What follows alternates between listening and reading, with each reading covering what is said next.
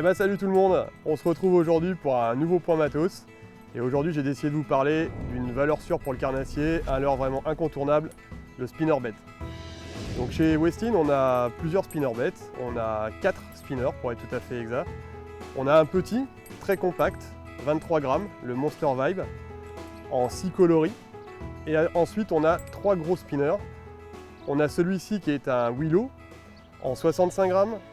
On a un autre spinner comme celui-ci mais avec une palette Colorado.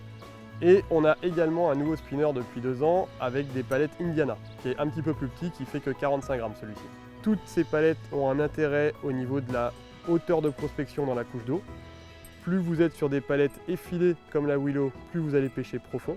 Plus vous êtes sur des palettes rondes comme la Colorado ou oblongues comme l'Indiana, plus vous allez pêcher haut dans la couche d'eau. Donc à vous d'adapter votre spinner à vos conditions de pêche. Donc le spinnerbait, tout le monde connaît ce leurre, c'est vraiment un leurre que tout le monde peut utiliser, qui en plus passe dans beaucoup d'endroits grâce à sa forme. Donc grâce à son armature en V, classique de tous les spinnerbaits quasiment, c'est un leurre qu'on appelle un leurre un peu tout-terrain, passe-partout, qui va vous permettre d'aller pêcher dans les obstacles, au cœur des obstacles, dans les herbiers, dans les branches.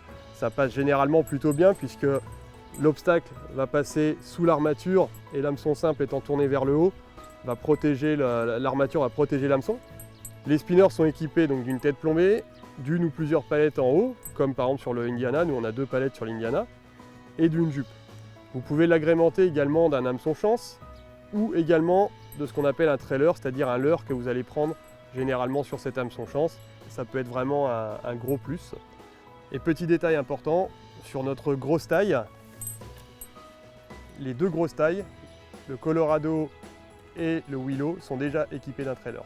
Pour ce qui est de l'animation des spinners, c'est très simple. D'ailleurs, vous pouvez l'utiliser aussi bien en bateau que du bord.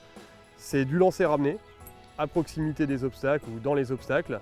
Parfois faire quelques pauses pour le laisser tomber au cœur d'un obstacle. Et là, on voit bien même avec le vent que la palette tourne toute seule. C'est vraiment quelque chose qui est très simple à utiliser. C'est un des leurres de base à avoir quand on veut rechercher les carnassiers.